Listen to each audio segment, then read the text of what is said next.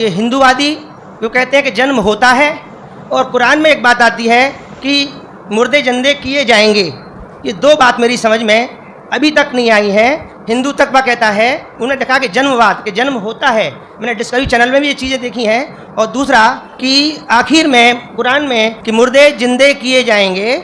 मैंने इस बात को बहुत से पूछा है, किंतु मेरे का इस बात का क्लियरिफिकेशन कोई भी मज़हब, एक तो जन्मवादी, दूसरा जो जन्म नहीं मानता यानी मुर्दों को जिंदा करता है, समझा नहीं पाया।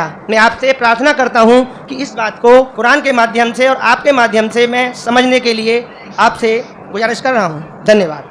डॉक्टर साहब ने अच्छा सवाल पूछा है कि उसने कुरान मजीद पढ़ी और सब बात को तस्लीम करते, सिर्फ एक या दो बात कि कुरान शरीफ के अंदर मौत आती है, मुर्दे को वापस से ज़िंदगी दी जाएंगी आखिरत में, उनका जिक्र है। और हिंदू लोग ये मानते हैं कि पुनर्जन्म में, और वो डिस्कवरी चैनल पे देखे कि पुनर्जन्म होता है।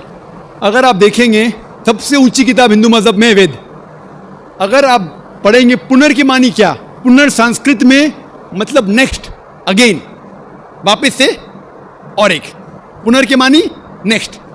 तो पुनर्जन्म मतलब नेक्स्ट जिंदगी और एक जिंदगी। अगर आप कुरान शरीफ पढ़ेंगे, कई आयतें हैं कि अल्लाह सुब्हाना व तआला ने आपको जिंदगी दी, पहले आप थे नहीं, फिर जिंदगी दी, इस धरती पे आए, फिर आपको मौत देंगे, फिर आखिरत में उठाया जाएगा। आप जो कर रहे मुर्दों को जान दी जाएंगे आखिरत में, ये हम मानते हैं कि एक बार हम इस धरती पे आते, नेक्स्ट लाइफ इज आखिरत।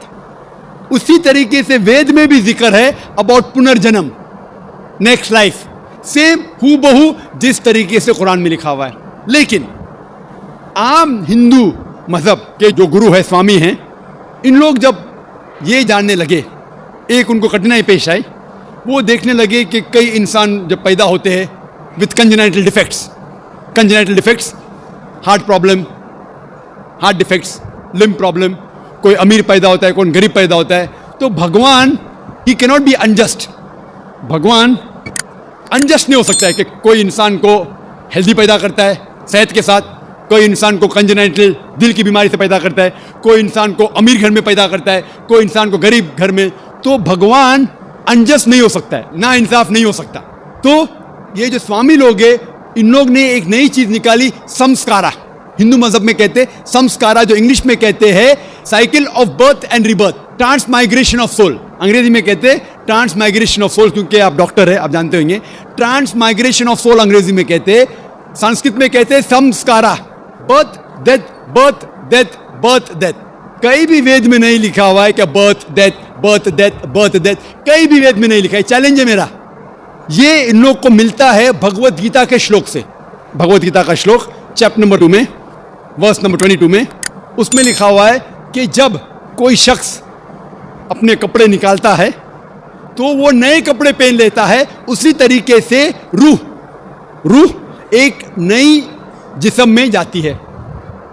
और ये भद्यांकर उपनिषद में भी इसका जिक्र है, आप पढ़ेंगे कि when a caterpillar climbs up the grass of blade, he jumps to a new grass. Same way the soul takes a new body. जिस तरीके से कैटरपिलर घास के ऊपर चढ़ता है और दूसरे घास पे जाता है, उसी तरीके से रूह एक नई बॉडी के अंदर जाता है।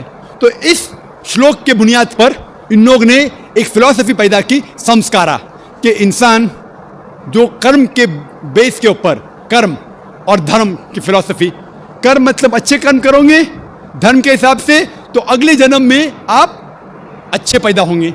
अगर आपके कर्म बुरे होंगे तो अगले जन्म में आप हो सकता है कि लूला पैदा होंगे या लंगड़ा पैदा होंगे। और जो कहते हैं कि आप इंसान 7 बार बनेंगे, ये कौन कहता है? वेद नहीं कहती, ये स्वामी जी लोग कहते हैं, कोई वेद में कहीं लिखा नहीं है।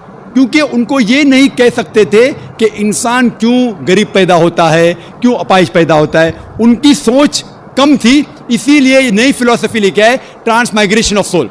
आप तो डॉक्टर है, मैं भी डॉक्टर हूँ, आपने कहीं मेडिकल साइंस बुक में पढ़ा हुआ है कि इंसान इस दुनिया में जन्म लेता है? कभी नहीं। क्या फिजियोलॉजी में पढ़ा, क्या एनाटॉमी में पढ़ा? अगर ये साइंटिफिक फैक्ट होता था तो हम मेडिकल कॉलेज में पढ़ते थे कि इंसान नए जन्म लेता है, हम कभी भी नहीं पढ़े। इससे ये साबित होता है कि साइंस इसको तस्लीम ही नहीं करती। जो आप कह रहे डिस्कवरी चैनल में देखा, जो आप कह रहे हैं, अगर ये हक होता था तो हमारे साइंटिफिक बुक में भी ये लिखा होता। तो ये कहना कि साइंटिफिक प्रूफ है कि हम जन्म लेते हैं, बिल्कुल गलत है। इस्लाम जो इसका जवाब देता है वो है कि इस्लाम तस्लीम करता है कि अल्लाह सुब्हाना व तआला कुछ लोग को अपाहिज पैदा करता है, कुछ लोग को अच्छी सेहत देता है, कुछ को गरीब, कुछ को अमीर। इसकी वजह है कि अल्लाह ताला फरमाते हैं सूरह मुल्क में, सूरा नंबर 67 आयत नंबर 2 में, अल्लज़ी खलक़ल मौत वल हयाता, अल्लाह सुब्हाना व तआला ने मौत और ज़िंदगी बनाई ताकि आप लोग को जांच सके, आप लोग का इम्तिहान ले सके, आप लोगों में से कुछ लोग अच्छे हैं। ये जांच पड़ताल करने के लिए ये ज़िंदगी हमारे लिए इम्तिहान है। और अल्लाह ताला फरमाते हैं सूरह अनफाल में, सूरा नंबर 8 आयत नंबर 28 में, कि आपके बच्चे और आपकी जायदाद आपके लिए फितना है।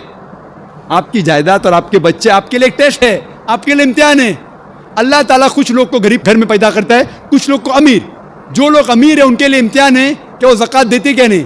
जैसा कि मैंने कहा मेरे तकरीर में, तीसरी बुनियादी बात इस्लाम में है ज़कात। जिस शख्स के पास 85 ग्राम से ज़्यादा सोना है या उसके मुकाबले में धन है, उसको 2.5% ज़कात देना फ़र्ज़ है। जो आदमी अमीर है, कुछ अमीर लोग बराबर ज़कात देते, कुछ लोग आधा देते, कुछ लोग देते नहीं। तो अमीर इंसान को शायद 100% मार्क्स मिले या 50% मार्क्स मिले या 0% मिले। वो गरीब इंसान को ज़कात में तो 100 मार्क्स मिलता है, 100 आउट ऑफ 100। उसको ज़कात देना ही नहीं।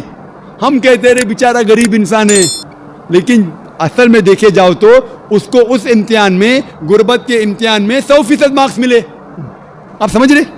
इसी तरीके से अल्लाह ताला कहते हैं कि आपके बच्चे आपके लिए इम्तिहान है। हो सकता है मिसाल के तौर पे एक अच्छे जोड़ी है, अच्छे मुसलमान है, 5 टाइम नमाज पढ़ रहे हैं, हज को गए हैं, रमज़ान में रोज़ा रखते हैं, ज़कात देते हैं। अल्लाह ताला उनका और बड़ा इम्तिहान लेना चाहता है। जितना बड़ा इम्तिहान उतना बड़ा इनाम। मिसाल के तौर पे अगर आप BA पास करते तो आपको सिर्फ ग्रेजुएशन मिलता है। अगर आप MBBS पास करते आपको डॉक्टर कहलाया जाता। डॉक्टर मतलब ऊंचा ओहदा। इसी तरीके से अल्लाह सुब्हाना व तआला हो सकता है कि उस जोड़ी को इम्तिहान और सख्त देता है और ऐसा बच्चा पैदा करता है जो अपाहिज है। अल्लाह ये देखना चाहता है कि अपाहिज बच्चा पैदा करने के बावजूद वो अल्लाह के ऊपर ईमान रखता है कि नहीं। अगर ईमान रखता है तो अल्लाह उससे जन्नत फिरदौस देना चाहता है। और कठिन इम्तिहान और बड़ा इनाम। हो सकता है कि वो इम्तिहान में फेल हो जाएगा। तो ये कुरान की आयत है, आपके बच्चे आपके लिए इम्तिहान है। कभी कोई भी अगर कलामिटी आती है, कोई भी आपको नुकसान होता है, इधर वो आपके लिए इम्तिहान है या आपके लिए सज़ा है। जब भी कोई भी आपको इनाम मिलता है, वो इधर आपके लिए इम्तिहान है या आपके लिए रिवॉर्ड है। तो इसी तरीके से क्योंकि हिंदू मज़हब के जो स्वामी हैं वो इसको नहीं समझ सके, इसीलिए एक नई फिलॉसफी संस्कारा लेके आए जो बिल्कुल वेद में नहीं लिखी है। वेद बात करता है पुनर्जन्म। पुनर्जन्म मतलब नेक्स्ट लाइफ, जिसका जिक्र कुरान में भी है, आखिरत की ज़िंदगी। तो वेद और कुरान सेम ज़िंदगी क्या बात कर रहा है कि इस दुनिया में आप आते हैं, एक बार आते हैं, सही तरीके से जिएंगे तो एक बार काफ़ी है। और ये दुनिया आखिरत के लिए इम्तिहान है।